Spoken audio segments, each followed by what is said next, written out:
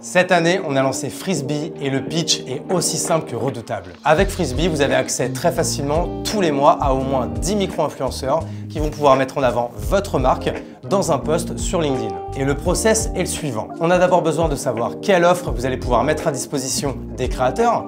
Par exemple, 6 mois gratuits, 12 mois gratuits, 1 an et demi gratuit, 2 ans gratuits. Plus l'offre sera belle, plus vous avez de chances d'attirer les meilleurs créateurs et créatrices. En numéro 2, quelle offre vous allez mettre à disposition des audiences de ces créateurs. Par exemple, un free trial de 15 jours, de 30 jours ou même de 2 mois. Encore une fois, plus l'offre est belle, plus vous augmentez vos chances de conversion. Et enfin, il vous suffira juste de nous mettre à disposition un lien UTM pour traquer les résultats de l'OP et un Media Kit avec vos éléments de langage, vos images, vos vidéos, vos gifs pour illustrer les posts des créateurs. Et ensuite, de notre côté, en un, on va recruter déjà 10 micro-influenceurs pour vous et on va coordonner tout le processus de A à Z. Ensuite, on va pouvoir centraliser tous les résultats, les liens de chaque post et leur reach affilié. Et dès la fin de l'opération, nous pourrons vous envoyer toutes les datas reliées à votre campagne. Le nombre de clics, le nombre de vues et le taux d'engagement. C'est simple, non? En matière de résultats attendus, je peux te donner un exemple très simple d'une campagne qu'on a menée pour Notion le mois dernier. Notion nous avait demandé un pack de 15 micro-influenceurs. Nous avons donc recruté 15 micro-influenceurs qui ont fait 15 posts sur leur compte LinkedIn. Résultat, plus de 115 000 vues en cumulé et pour un prix de seulement 1 000 €. Ce qui fait environ 50 € par post et moins de 10 € les 1000 vues. C'est tout bonnement imbattable. Et si vous voulez tester, vous pouvez cliquer sur le lien ci-dessous. Et à très vite sur Frisbee. C'est bon, ça rec. De toute façon, il était temps parce qu'en fait, ça faisait déjà un quart d'heure qu'on parlait, qu'on était en train de faire tout le podcast hors recording. Je me suis dit, bah vas-y, Déjà. au bout d'un moment, Alex, on va peut-être enregistrer, on est là pour ça. Donc, comment tu vas? Bah écoute, très bien. Très bien, et toi, tu passes un bon été? Eh ben écoute, ouais, parce que là, ça, quand on tourne, on est au beau milieu de l'été. C'est la canicule à Bordeaux, il fait 40 degrés. Heureusement, on est à la fraîche dans les bureaux. Toi, t'es où? Je viens de rentrer à Nice hier soir. Il fait très très chaud aussi. Ah, ça doit être terrible aussi. Ah, c'est Heureusement, nous, abusé. on a la chance ici, on a des piscines dans les bureaux, donc du coup, Ah on ouais? peut aller se rafraîchir un peu. Ouais, bah ouais, tu sais, je sais pas si t'avais suivi, en fait, à Ouais, Bordeaux, j'ai carrément suivi, mais j'avais pas vu qu'il y avait des piscines. tu sais, en fait, avec toi, avec d'abord, en fait, avec toute la clique, tu sais, Mathieu Stéphanie, Olivier Ramel, tu sais, on a acheté la Villa Maria à Bordeaux, donc c'est un espèce de petit château dans lequel il y avait un jardin, donc du coup, forcément, on a mis une piscine. Et là, donc ça, c'était pendant le Covid. Et là, plus récemment, je me suis mis dans un autre dossier IMO avec les mecs de Tudigo que tu connais peut-être. Ouais, bien Et sûr. on a, pareil, acheté le même type de bien, 1000 mètres carrés, ancien hôtel particulier, jardin, il avait déjà une piscine. Sauf que là, en plus, ce qui est cool, c'est que c'est en plein centre-ville de Bordeaux, quoi. Donc, Ah, tu vois, c'est aujourd'hui, j'ai fait ce énorme. matin, j'étais à Villa Maria. Et cet après-midi, je suis Rutiac, j'ai fait un peu les deux, quoi. Putain, tu vas de piscine en piscine. Incroyable. Exactement, piscine en piscine, c'est ça qu'on aime. Mais bon, on n'est pas là pour parler de moi. Du coup, pour les gens qui peut-être ne connaissent peut-être pas Alex Raffetin, mais qui connaissent sûrement ta tronche parce qu'ils ont sûrement vu sur TikTok, Insta ou LinkedIn, est-ce que tu peux nous dire un peu qui tu es? Yes. Alors, je m'appelle Alex et j'ai deux boîtes qui s'appellent Père et Fiche et Brain Lab. Père et Fiche, du coup, on est en train de faire un McDo Cali du poisson, pour le résumer On très aime. facilement. Et BrainLab, c'est une agence assez classique sur agence grosse acquisition où on aide les marques à dépenser plus d'argent pour en gagner plus. Donc Ok, le voilà. classique. Mais ça, qu'on te Le, connaît surtout pour Père et Fiche. ouais, pour faire affiche à fond. Ah, vraiment, vraiment, c'est incroyable parce que tout le monde, quand il parle de Père et Fiche, sont là en mode putain, hein, c'est incroyable et tout. Moi, j'aime pas la restauration de base, tu vois. Donc, Père et Fiche, je fais que des trucs derrière l'écran. Et quand je leur dis que j'ai une agence en parallèle, vraiment, ils en ont rien à foutre. Genre, c'est incroyable. Ben, en fait, bah, moi, je t'avoue que je pense que les trois quarts de mes questions, elles vont être sur Père et Fiche parce que tu vois, en fait, ce qui est ouf, c'est que je n'ai jamais mangé chez Père et Fiche encore. Je vois même pas quel goût ça peut avoir un McDo poisson, quoi, en fait, un burger de poisson. Mais en fait, tellement, je vous ai vu, tellement j'ai consommé vos contenus, bah, je suis quand même amoureux de la marque. Et en fait, c'est ça un peu la prouesse, c'est ça un peu, moi, je trouve, qui fait ta vraie marque de fabrique à tes associés et toi, et sur cette marque. Du coup, la classique, est-ce que tu peux, toi de base, si t'aimes pas la restauration, comment tu t'es retrouvé à être à la tête avec tes cofondateurs d'un burger de poisson, quoi? Bah, pour le faire Qui est maintenant très en très franchise, hein, je crois. rapidement. Ouais, là, on a lancé la franchise l'an dernier, il y a un peu plus d'un an. Et là, bah, forcément, ça prend du temps tout ça. On a les premières ouvertures qui arrivent à partir de novembre. Donc on a Lyon et Toulouse couvrent en novembre. D'ailleurs, c'est pas annoncé encore. Tu as une exclue.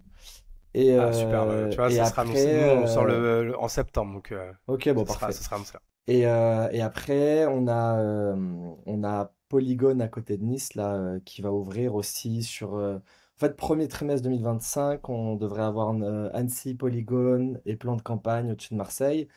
Et on est en pleine recherche de local sur pas mal d'autres villes en France, dont Bordeaux, bien évidemment. Ben Donc, oui, les Bordelais. je On vous en pense que, supplie, on veut du père et fiche. je pense qu'avant fin 2025, c'est presque sûr qu'il y aura du père et fiche à Bordeaux. Eh Ça ben me laisse écoute, une franchement, bonne petite marge. Mais ouais, pour résumer hyper rapidement, en fait, je fais 2 ans d'IUT, je faisais beaucoup de danse, du hip-hop et tout. Je m'étais dit, je vais devenir danseur. J'ai arrêté les cours, je suis parti en Angleterre pendant un an, je faisais de la danse. Au bout d'un an, j'avais plus d'argent, je me suis dit, tiens, je vais peut-être reprendre les études parce que je commence à être totalement broke. J'ai fait une licence 3 dans une université anglaise. Après, je suis rentré à Schema, en école de co. Donc M1, césure, M2.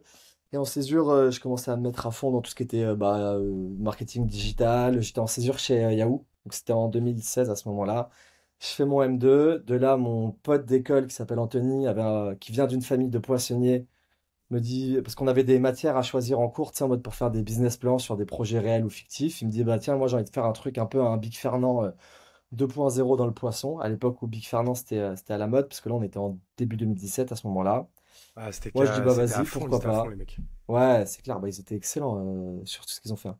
Et Ava, pareil, pote d'école, se met avec nous sur le projet. Et en fait, ce qui était juste un projet d'école se transforme en vrai projet, quoi. Donc on fait des concours, on gagne pas mal de concours, parce qu'on avait une vision assez large, pas juste en mode on est des restaurateurs. Et de là, en fait, on finit les études.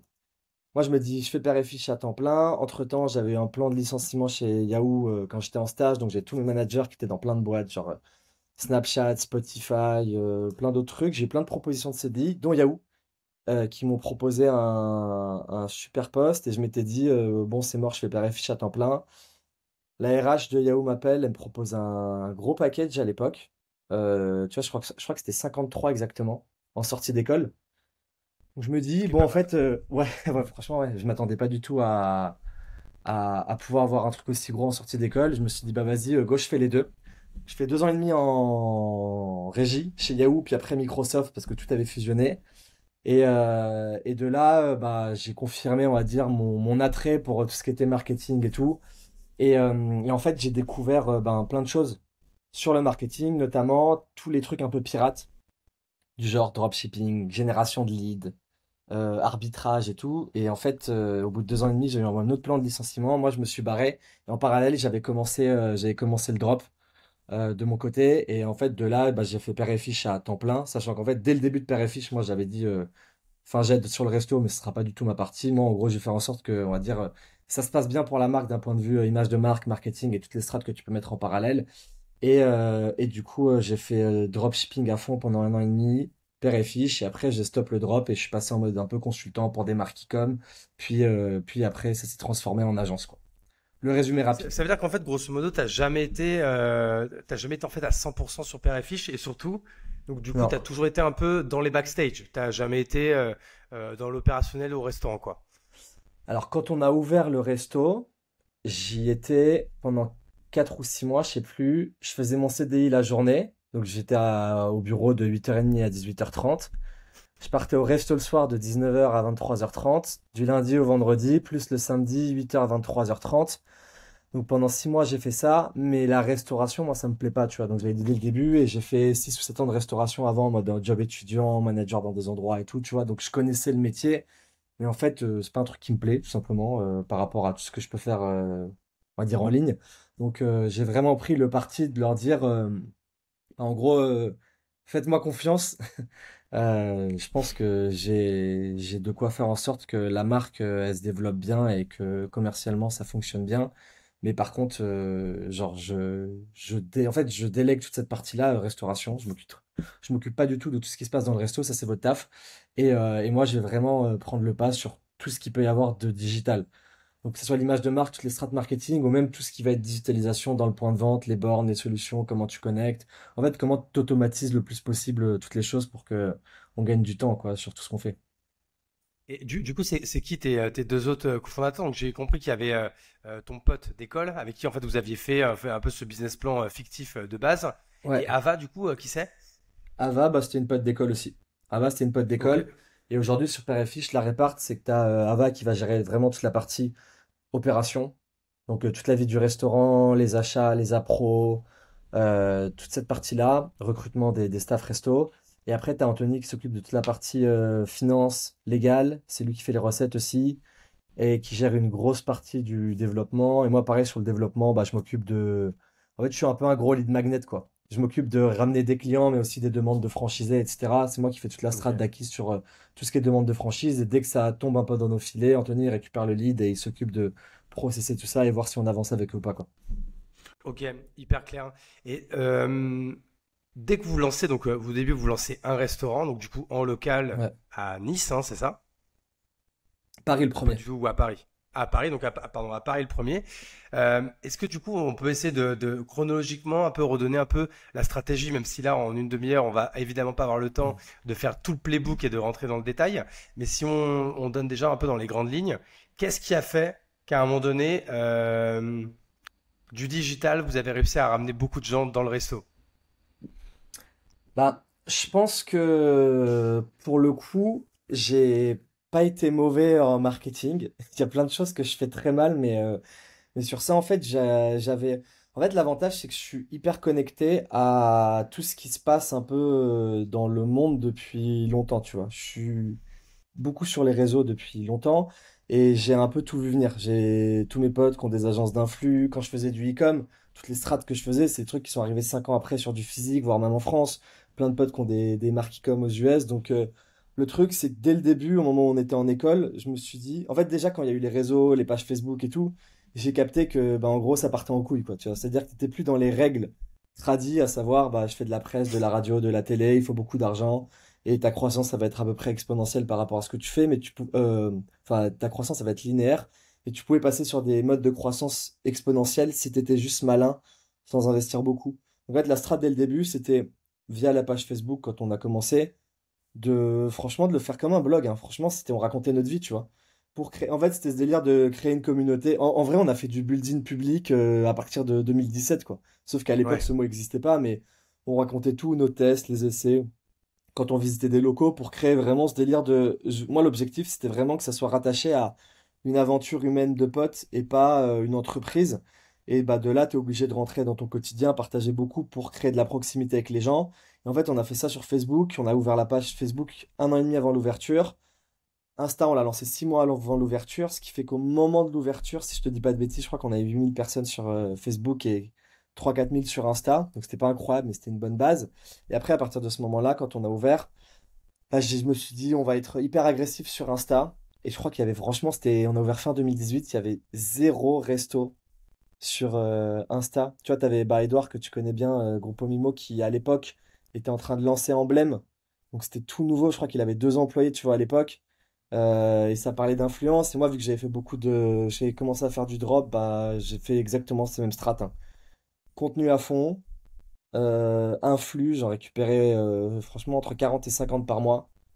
Et Et du coup, est-ce que tu peux redire ce que fait du coup Edouard et Emblème? En fait, alors, c'est marrant parce que donc Edouard, je l'ai reçu dans le podcast, j'ai investi dans Emblème et aujourd'hui, alors ok. je sais pas si tu as suivi, j'ai sorti un peu le emblème du B2B qui est Frisbee et en fait l'idée, c'est Edouard qui me l'a donné il y a un an en disant mais en fait, en vrai, ce que je fais avec Emblème, faut que tu le fasses avec le B2B. Donc tu vois, j'étais un petit peu lent, mais voilà, donc ouais, l'influence à fond. Ouais, Du coup, tu as utilisé Emblème, c'est-à-dire en fait le fait de payer ouais, une je sorte suis de toujours forfait. dessus. Voilà, de Ouais, payer une sorte de forfait qui fait que tu as accès à plein de micro influenceuses et influenceurs qui viennent manger chez toi gratuitement, mais qui en échange font une story, des posts sur Instagram, TikTok ouais, exactement. pour ton restaurant. Le lancement, les 6 premiers mois, on n'avait pas emblème, et les 6 premiers mois, on a fait 250 influx. Je crois que 240, un truc comme ça exactement. Donc Laurent? pour le coup, c'était moi qui gérais tout à la main, prospection à fond. Et après, on a mis emblème, et bah, c'était le même principe, hein. C'est juste que ça me fait gagner du temps. Et du coup, on choisit ben, les demandes, enfin, on fait le tri sur les demandes entrantes et ils viennent manger, ils postent. Et l'idée, on continue d'en faire à la mano aussi, mais pour moi, ben, Emblem, c'est un levier complémentaire, tu vois, à aller utiliser sur notre marque, quoi. Clairement. Et donc du coup ça, dès le départ, donc hyper agressif là-dessus. Donc comme tu le disais, hein, on est c'est ça que 2017, ça paraît hier, mais en fait, digitalement parlant, c'est il y a un monde parce que tu vois rien que de parler de Facebook et de page Facebook, on a l'impression qu'on parle du Moyen Âge, quoi. Ouais, c'est Du clair. coup après Insta, du coup hyper agressif dessus. Et et pareil, si tu devais donner pareil un autre milestone qui là où à un moment donné où pareil vous passez un cap Ouais, sur ouais, je vois ce cette que tu veux dire. stratégie, ce serait quoi? En fait, pour moi, Insta, on a très très rapidement réussi à un peu être un concept à la mode, parce qu'on était quasiment parmi les premières enseignes food à, j'allais même pas dire travailler avec les influenceurs, genre franchement, on a fracassé le marché, parce que tu vois, on a dû faire 1000 influx la première année, mais j'ai pris tout le monde. C'est-à-dire, c'était un monde où les gens déjà te disaient, ça sert à rien de perdre du temps à poster du contenu sur Insta, parce que ça te rapportera pas d'argent de poster sur Instagram. Et t'es dans un monde où les gens disaient les influenceurs c'était très connoté télé-réalité, c'est des gros gratteurs, blablabla, sans réflexion business derrière. Et on a fait toute la food. Après, on a élargi sur du lifestyle. On a fait énormément de télé-réalité aussi, mais ça cartonnait, tu vois. Et donc, il y a eu cette partie influx. Après, ça a un peu plus stagné. Et en fait, là où on a refait un gros jump, ça a été sur TikTok. Parce que quand il y a eu le Covid, on est rentré, bah, moi j'étais chez moi à Nice et on avait réussi, pareil sur ça, je pense qu'on était quasiment les premiers en France à le faire.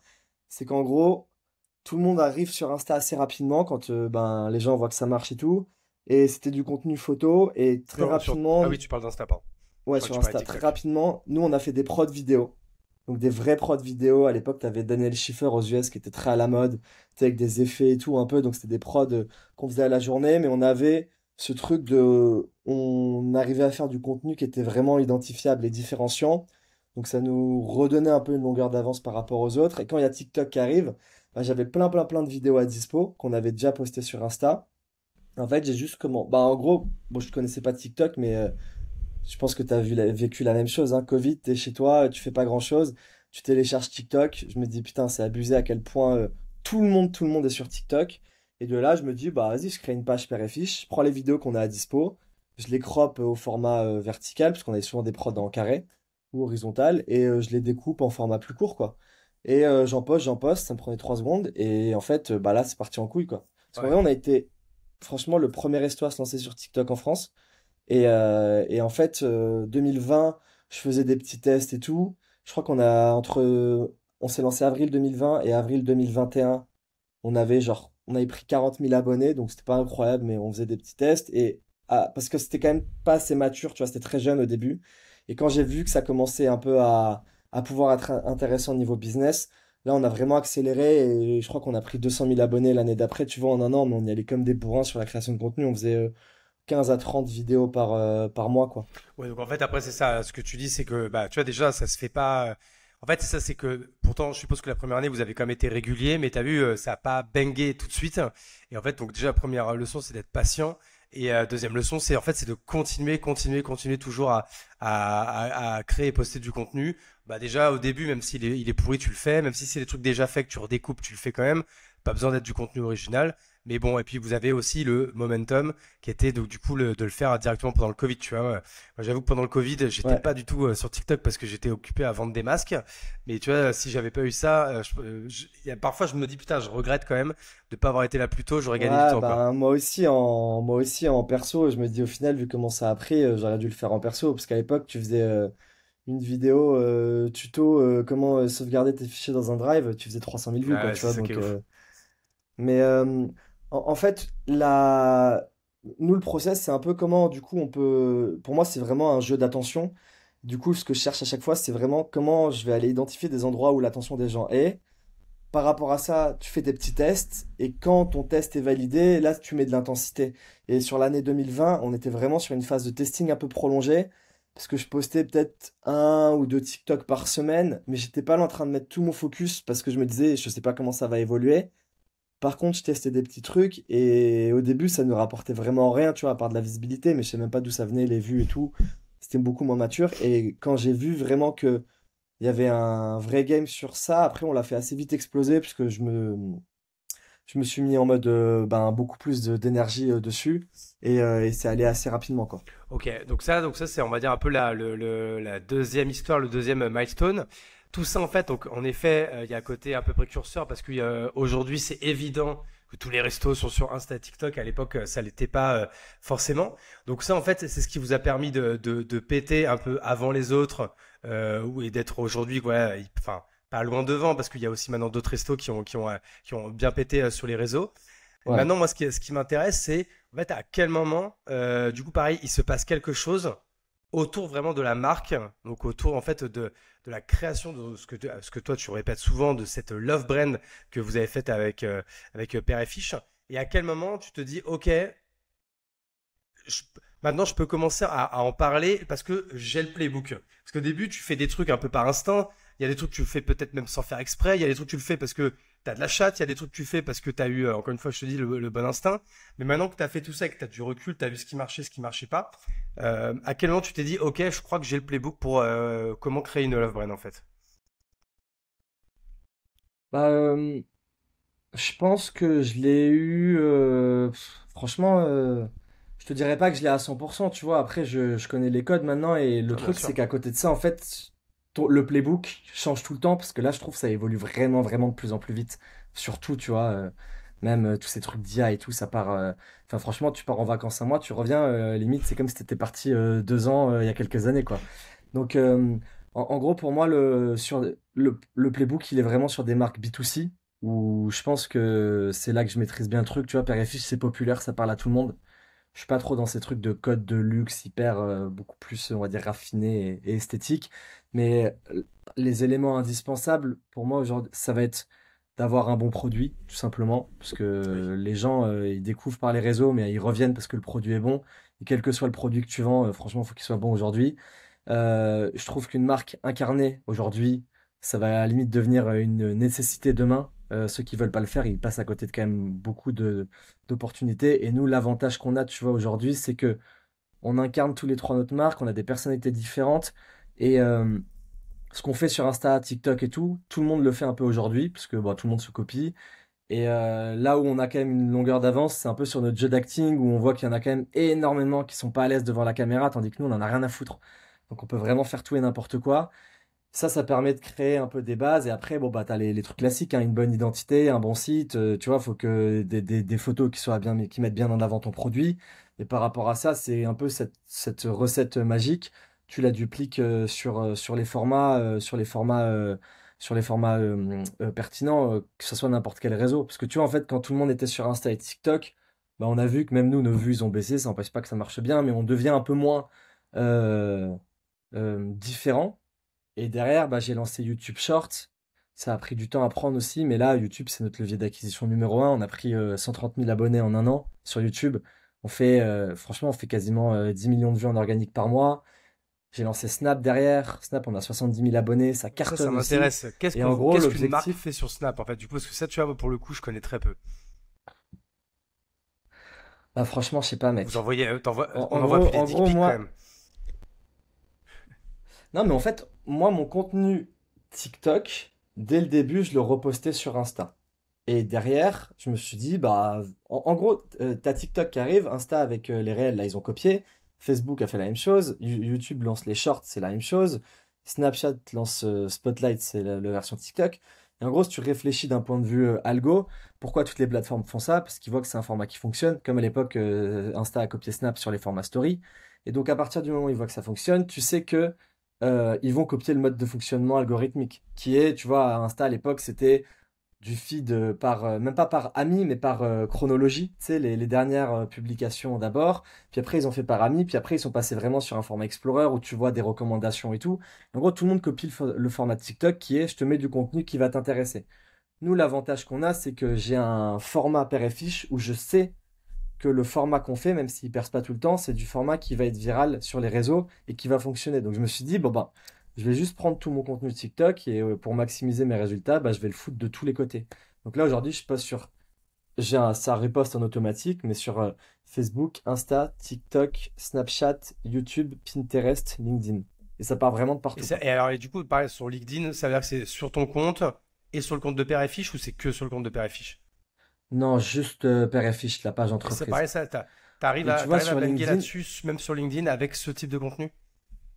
non, moins, mais tu vois, LinkedIn, la page, attends, je vais te dire combien j'ai exactement, mais la page entreprise, elle a 6000 Ah, ce qui abonnés est pas mal, aujourd'hui, hein. ce qui est quand même pas dégueu pour une Ouais, page parce que ça, c'est LinkedIn. dur, hein. Et en fait, euh, et en fait, attends, statistiques, tu vois, attends, en termes d'impression, ouais, tu vois, je fais 50 000 vues par mois sur LinkedIn, donc bon, c'est pas incroyable, mais en fait, c'est des vues cadeaux, donc moi, franchement, je m'en fous, genre, je suis vraiment dans un game de, je vais être vu partout. Genre, à partir du moment où tu tombes sur du père et fiche, sans parler des strats de retargeting en ads et tout, plus les influx et tout, moi, l'objectif depuis le début, c'est qu'on a un produit qui est pas connu, qui est pas démocratisé en France, parce qu'à part les communautés juives et musulmanes qui ont des contraintes culturelles, elles sont pas habituées à manger du burger Ouais. de poisson, tu vois, tous les athées, les chrétiens, ce que tu veux, ils sont pas là en mode oh, putain, un burger de poisson incroyable. Donc je suis dans un truc où il faut que je te donne envie de le manger visuellement pour qu'après tu viennes le manger réellement. Je peux pas te. Et donc en gros, par rapport à ça, ma strat, c'est juste d'être le plus visible possible. Il y a de la perdition, tout ce que tu veux, mais dans la masse et dans le volume, bah, au final, c'est là où tu ramènes les gens et dès qu'ils goûtent le produit, bah, ils se rendent compte qu'en fait, les recettes sont incroyables. C'est pas moi qui les fais, mais Anto, mon associé, il est vraiment monstrueux sur ça. Et en fait, c'est des nouvelles saveurs. Donc, tu vois, tu passes sur de la cuisine gastro, mais tu es sur des goûts que tu n'as jamais goûté. Tous les burgers sont différents. Et de là, en fait, tu rentres le produit dans l'usage des gens, tu vois. J'ai envie de te dire, c'est un peu comme si on était un Coca il y a 100 ans et que le Coca n'existe pas et on est en train de démocratiser un produit. Et par rapport à ça, ben, c'est un game de visibilité à fond, Et du quoi. coup, avec toute cette visibilité que vous avez chopée, je suppose que du coup, la concurrence doit.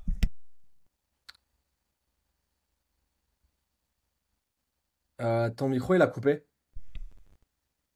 Je crois que tu as Est-ce que débranché c'est un bon truc. là? Ouais, c'est Ouais, bon. pardon. Ouais, Ouais, je c'est coupe bon. complètement. J'étais en train de dire, du coup, bah, c'est vrai que des burgers de poisson, je pense que même si vous faites partie des premiers, vous êtes sûrement pas les premiers. Il y en a sûrement qui en ont peut-être déjà fait avant. Mais là maintenant, avec la notoriété de Père et Fiche et cette visibilité que vous avez, est-ce que du coup vous voyez arriver quand même pas mal de marques et de franchises concurrentes? Ouais, carrément.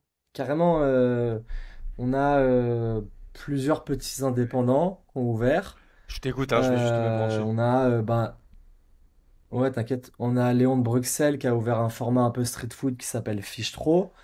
Et voilà, et après, de toute façon, nous, au plus il y a de street food de poissons sur le marché, au mieux c'est pour nous parce que ça contribue à l'évangélisation du produit, tu vois. Comme McDo, en fait, a déjà fait un travail énorme en amont avec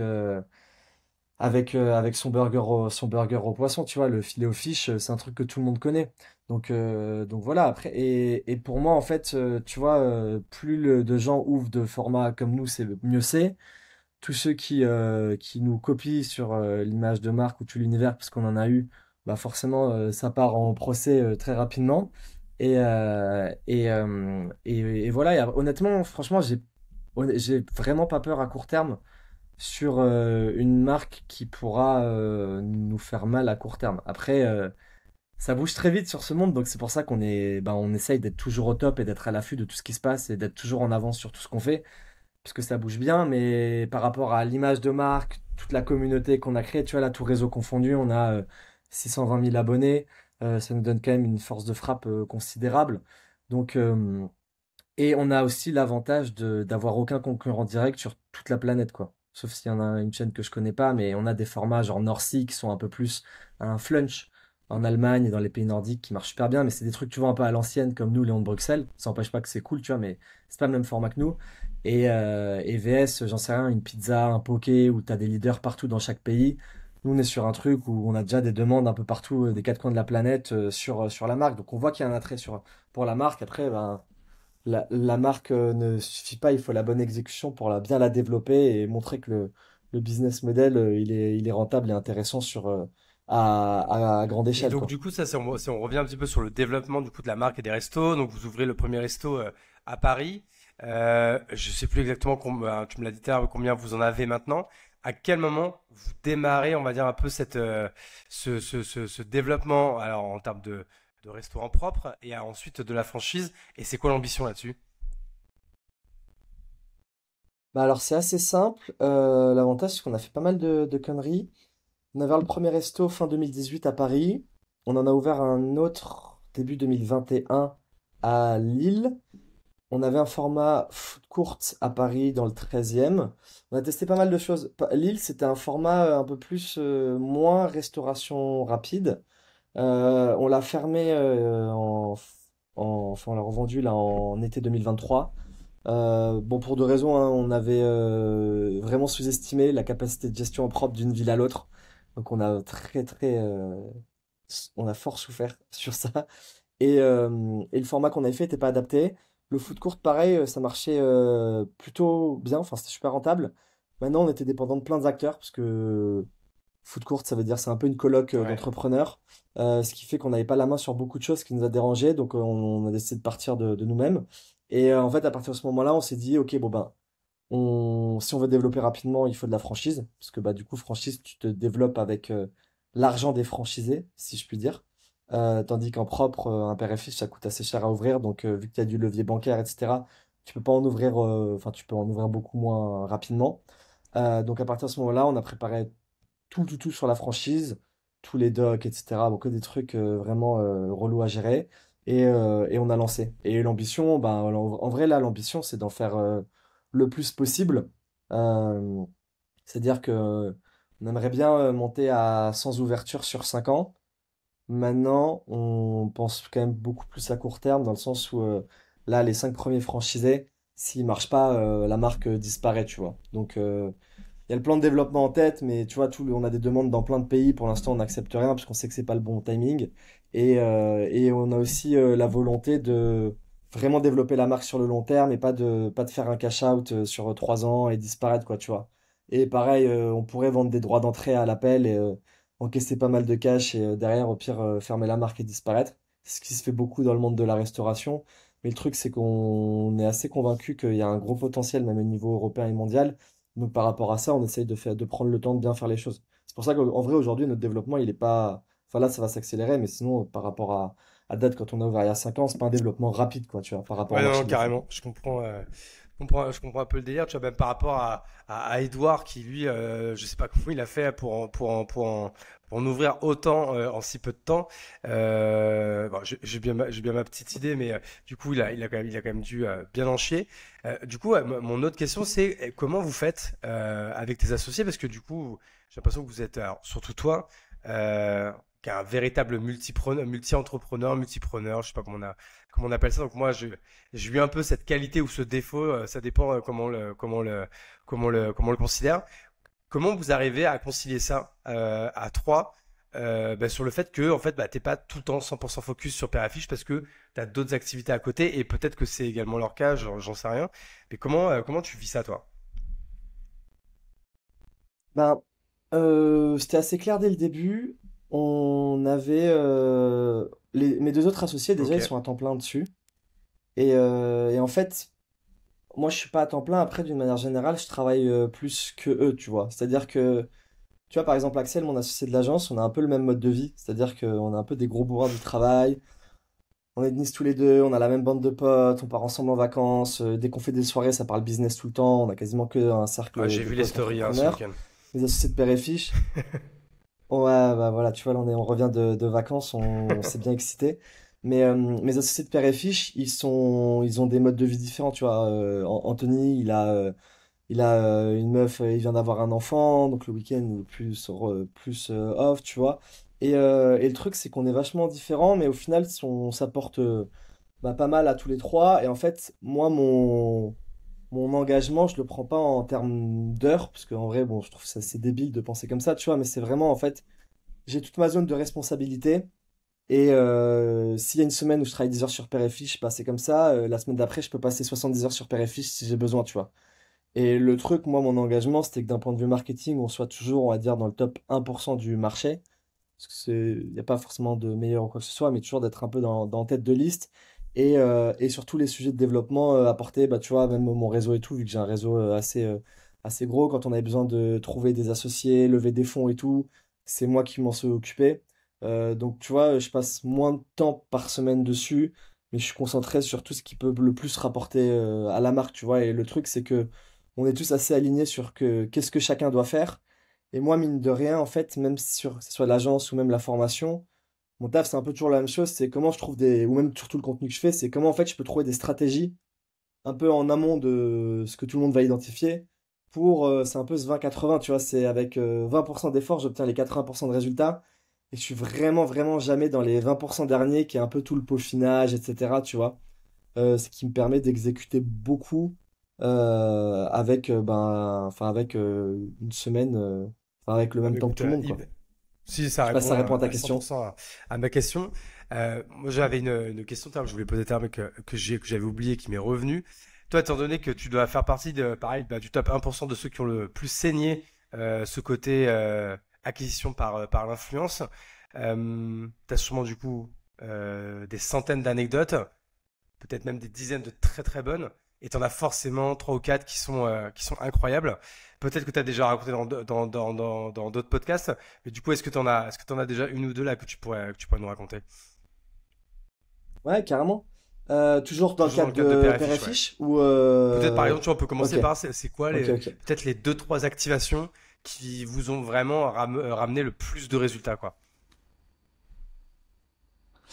Ouais, alors, on a eu la plus grosse de tous les temps, c'était Ok, Fast Good donc ça c'est Cuisine. le Donc, YouTuber youtubeur qui a food, du coup, comme son nom l'indique.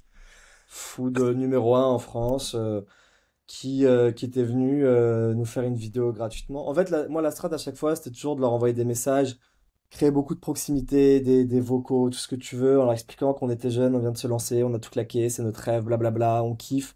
On pense que ça serait cool de partager ça à sa communauté, ça va l'intéresser.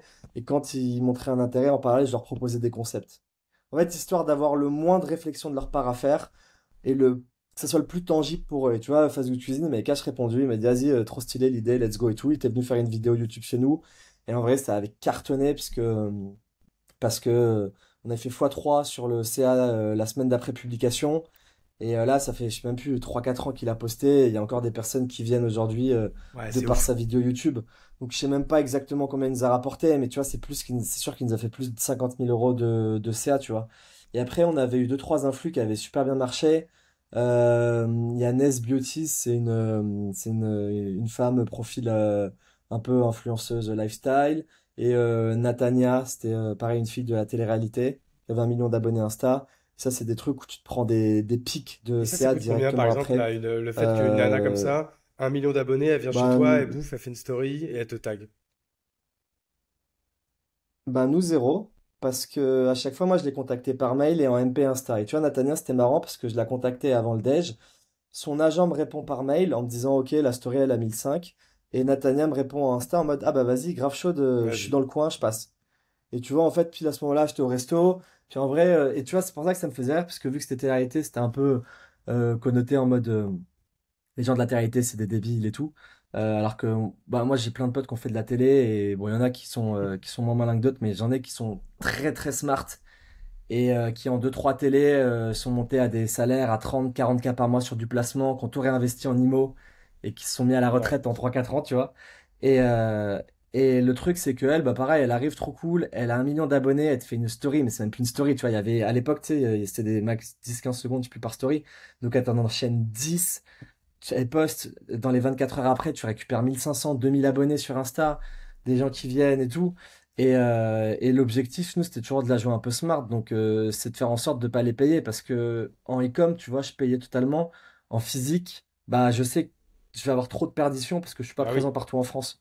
Parce que tu vois, en e-com, si tu veux deux, trois anecdotes, mais à l'époque, j'avais une marque avec Alex Perez, je sais pas si tu vois, mais mon pote qui a Ok. Golden CBD aujourd'hui qui est une grosse, grosse marque comme CBD. Mais tu vois, on avait des. Enfin, lui, il avait une agence d'influx. Moi, je gérais toute la partie Media Buy. On avait des gros prix sur les influx. Mais on avait une marque où on payait les trucs les plus lunaires qu'on ait eu. C'est une influx qu'on paye 1 000 euros la story, on fait 15 000 de CA. On avait ouvert les US en ouverture, on paye une meuf 10 000 euros la story. Donc c'est cher. Elle nous fait 70 000 euros dans les 24 heures.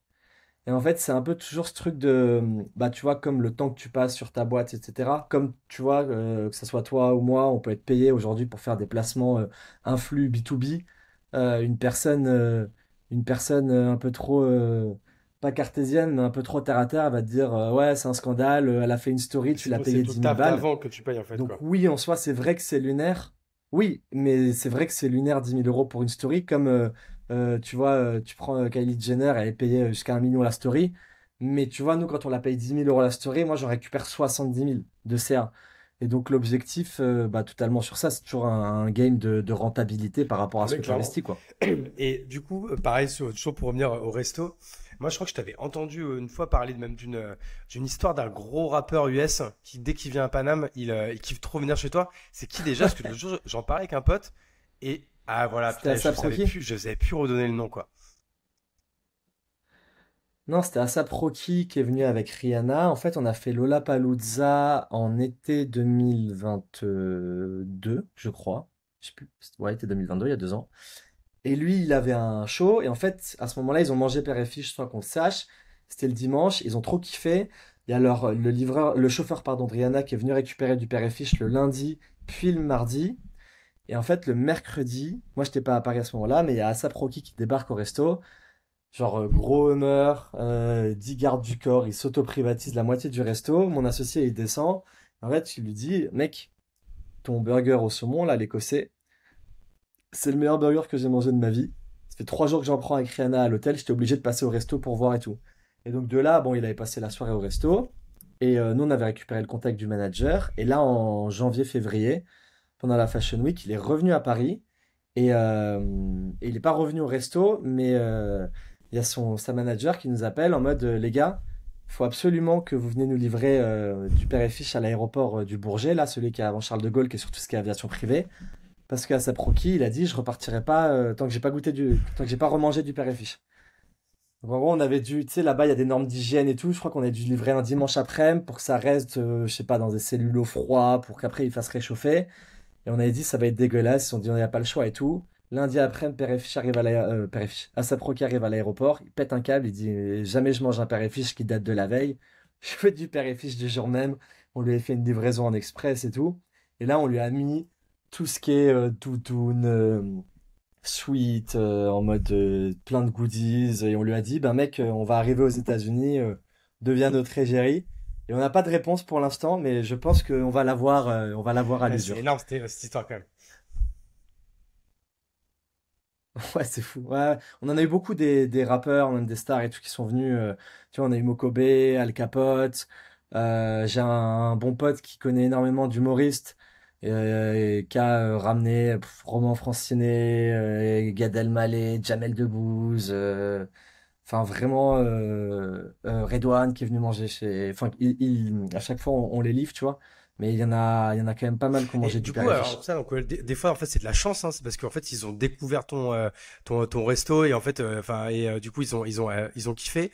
Toi, comment tu fais quand même en fait au quotidien? Pareil, si tu vois, on veut donner quand même un petit genre des gens qui auraient pareil un excellent resto ou quoi comme ça, avec une marque, avec un truc un peu spécial.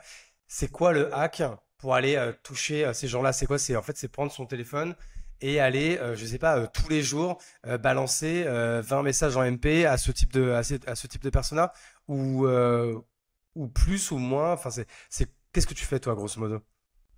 Ben, en, en vrai, j'ai envie de dire le plus possible. Sachant que pour moi, le délire double touche, c'est important. Tu vois, mail et Insta, Porte et comme ça, tu fenêtre. maximises tes chances d'avoir des retours. Et après, ouais, et après, le truc, c'est que, bon, là, maintenant, je suis beaucoup moins dans le resto, mais en fait, nous, on devenait potes avec tout le monde, tu vois. C'est-à-dire que moi, je suis plutôt très sociable, mais les règles, c'était zéro photo.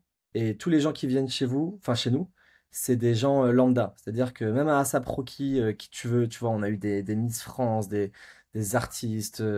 Tu vois, quand on a Mokobe qui arrive ou Al Capote et qui arrive avec toute son équipe et tout, on est parti même faire des planètes rap sur Skyrock où on livrait tout le monde. En fait, c'est des gens comme n'importe qui. Et donc, en gros, on leur dit, Pierre et Fiche, c'est chez toi, tac, prends nos coordonnées. Si tu veux venir faire une soirée, ce que tu veux, qu'on privatise le resto, on s'en bat les couilles, tu nous envoies un message et derrière, tu fais ce que tu veux.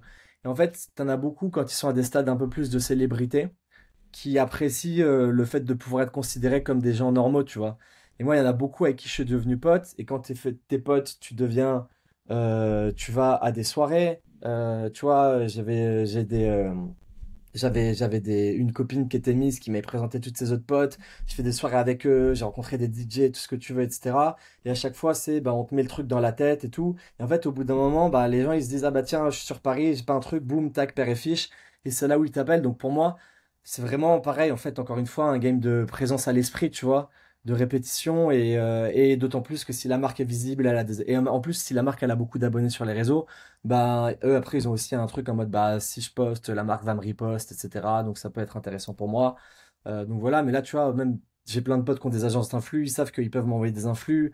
Derrière les influx, il y en a qui sont potes avec des influx étrangers dans la même agence, qui ont des agents étrangers. Donc là, tu vois, j'ai des agents, moi, à Barcelone, Madrid, à Rome, qui me disent, bah, quand il y a des profils, tu vois, des fois, j'ai des profils brésiliens, qui ont 2 millions d'abonnés, qui viennent manger au resto. Je sais qu'à court terme, ça sert à rien, mais ça me coûte tellement que dalle de leur faire manger du père et fiche que je me dis c'est toujours ça de prix sur le peu de clients qu'on va pouvoir nous rapporter en Non, mais plus de la écoute, visibilité clairement, quoi. mais en fait, de toute façon, encore une fois, tous ces games, en fait, encore une fois, de la création de contenu et de l'influence, c'est devenu ouf. Il y a 5-6 ans, et là, c'est encore en train d'évoluer. Moi, je vais te poser peut-être ma dernière question, toi, du coup, Ouais. qui est hyper digital et hyper connecté, qui t'intéresse de près, de loin, mais surtout de près à tout ça. Qu'est-ce que là, tu vois, on tourne, on est au milieu de l'été 2024. C'est quoi, toi, un petit peu ton instinct sur ce qui va se passer là de palpable dans les, je sais pas, dans les 2-3 mois en termes de, je sais pas, en termes de tendance, en termes de nouveautés, de manière de créer, de consommer du contenu en ligne? Alors deux Ou trois plus, 6 mois, un mois, an, j'en sais rien, c'est mais euh, c'est c'est peut-être histoire de conclure sur ce type de note. ben je pense que j'ai vu plusieurs tendances, on va dire, arriver. Pour moi, je peux en Tu dire dis ce que combien? tu veux, T'en veux vas-y. combien? Non, alors, par quoi on pourrait commencer? En fait, je pense que t'as tout le côté qui va être solo podcast. En fait, alors, je le reprends. T'as tout un game d'IA que je vois arriver de plus en plus qui va être les créateurs de contenu UGC en IA et les vrais influenceurs qui sont des IA. Ça, je pense, on est au tout début. Ça, c'est vraiment un truc qui va péter. Derrière, t'as tout ce qui est le game de duplication de contenu. Donc, en gros, je m'explique, c'est exactement ce qu'on fait, mais tu comprends comment créer du contenu, tu le fais, mais aujourd'hui, les gens sont éclatés en distribution de contenu. Et donc, c'est comment tu distribues bien ton contenu. Et si tu veux aller plus loin, tu vois, moi, mon contenu, je suis en train de regarder comment je pourrais faire pour le traduire en anglais, chinois, espagnol, arabe. Ce qui fait qu'avec une vidéo, si tu prends les 5 réseaux principaux, Insta, Snap, TikTok, YouTube et Facebook, bah, une vidéo, je fais 5 mais en une langue. Donc, si je fais 5 français, 5 anglais, 5 espagnols, tu vois, tu deviens hyper, hyper, hyper visible. Donc, tu as tout ce game de duplication de contenu et de maximisation, justement, avec l'IA, la traduction et tout. Et après, sur la partie un peu plus B2B, bon, bah, tout ce que tu fais beaucoup et que je fais aussi, tu vois, la création de contenu, le délire de newsletter et tout. Le solo podcast, j'y crois à fond, fond, fond. Tu veux en sortir un, toi? Je pense que j'en ai un là déjà franchement depuis Ah bah écoute, on s'est novembre lancé en même temps dernier. alors, ça s'appelle À la comment? base, c'était la copie de mes. Ah mais Moi, c'est oui, l'effet je papillon. connais, Et en c'est fait, bon. à la base, c'était mes résumés de newsletter. Et au final, j'ai divagué. Mais je pense que c'est beaucoup plus compliqué à faire grossir que du format où tu invites les gens. Et le format où tu invites les gens, ça Ouais, commence ouais. à être assez mature, je trouve. Tu vois, se faire une place sur ça, même si ça fait de la visibilité, c'est compliqué. Et en fait, tu vas pouvoir le faire grossir plus rapidement pour moi, mais ton attachement de l'audience, il sera beaucoup plus faible. Les gens qui t'écoutent 1 heure par semaine pour raconter ta Ah, vie, le clairement. niveau d'engagement, il est monstrueux. Genre moi, ça me fait limite peur, tu vois. Je fais pas beaucoup d'écoutes, hein. Je dois faire 400 écoutes par semaine.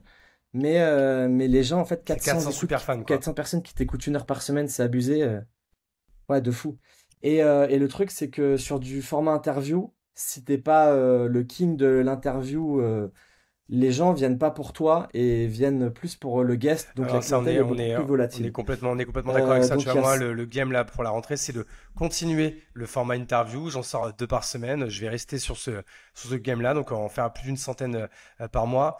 Mais tu vois, un truc que j'avais essayé de lancer en janvier, j'ai tenu 5 épisodes et j'ai lâché, c'est le côté solo podcast. Alors qu'encore une fois, il suffit juste de prendre 1 heure par semaine. On a tous 1 heure par semaine. C'est juste que tu vois, je l'ai procrastiné une fois, 2 fois et j'y suis pas revenu. Mais je suis d'accord, les gens qui écoutent ça, qui écoutent vraiment que toi, et là, tu es à fond dans Ouais, du contenu que tu as préparé, qui est pas scripté, mais au moins qui est quand même qui est assez clair, qui est assez playbooké. Et en effet, ça, je suis d'accord qu'il y a full value là-dessus, quoi. ouais, je suis totalement d'accord. Après, ouais, c'est relou à faire parce que ça demande de la grosse récurrence. Et pour finir, attends, parce que j'ai trop d'idées là. Influence LinkedIn, je pense qu'on est en mode B2B, on est au même niveau que sur Insta en 2016-2017, au tout début. Vlog, YouTube, format très brut où tu racontes ta vie. YouTube is Ah, mais the ça, mais new clairement, mais pareil, ça, le télévision. vlog, pour le Et tenir, tu vois, genre, moi, à un moment donné, j'en faisais 1 par semaine. Mais ouais, pareil, tu vois, à un moment donné, on a ah, arrêté, c'est horrible. on l'a pas fait une fois, deux Non, mais fois, c'est trois impossible. fois, et on a arrêté, quoi, tu vois. En fait, le vlog pour moi c'est impossible, sauf si t'as un mec qui te suit H24 dans ta vie, parce que je trouve que le truc qui est très compliqué, c'est que tu vois, déjà faire de la. Bah, comme toi, t'as la newsletter, le podcast, tu sais que tu bloques des créneaux et c'est fini. Quand tu commences à vlogger ta vie, Ouais.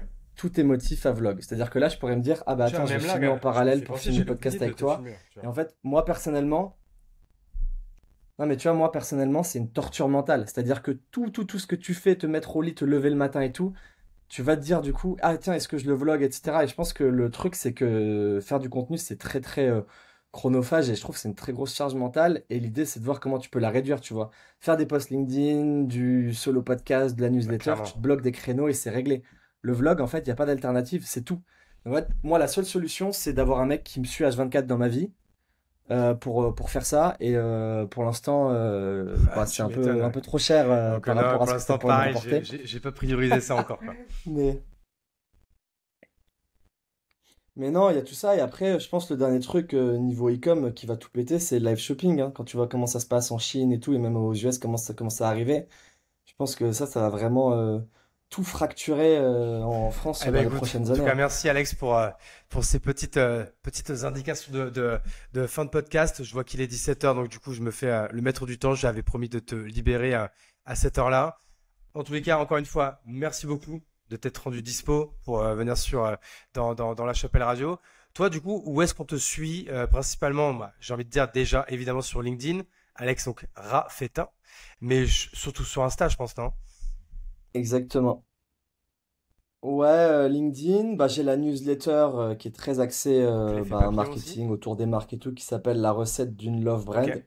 Non, La recette d'une love brand, la newsletter, qui est sur Substack. Et après, ouais, Insta, pas mal de tips marketing et pas mal de points off de ma vie, on va dire plus Ouais, bah écoute, ouais, divertissement où comme ça ce week-end, dérape, par quoi. exemple. Ça avait l'air dantesque. Je sais pas où vous étiez, mais en tout cas, ça avait l'air cool. Exactement. Ouais, on Ah, était mais c'est ça en à Turquie, Bodrum non? pour 5 jours, c'était assez Ouais, ouais, c'est intense. exact. Je t'ai demandé en plus. Ouais, ouais, ouais. Alright, eh ben écoute, allez suivre Alex, Très allez très suivre cool la Père et Turquie. Fiche, allez manger chez Père et Fiche si vous avez la chance d'habiter donc à Paris, à Nice, et bientôt, du coup. Ah oui, ok. Nice, ça ouvre en février là. Mais ouais, techniquement, Lyon et Toulouse, les deux premiers là Alright, en et novembre, niveau on franchisé. espère, Inch'Allah, bientôt à Bordeaux. Donc du coup, si vous voulez ouvrir une franchise Père et Fiche à Bordeaux, s'il vous plaît, contactez Alex, qu'on puisse nous aussi Envoyez-moi un nous délecter message. de ces bons burgers au poisson.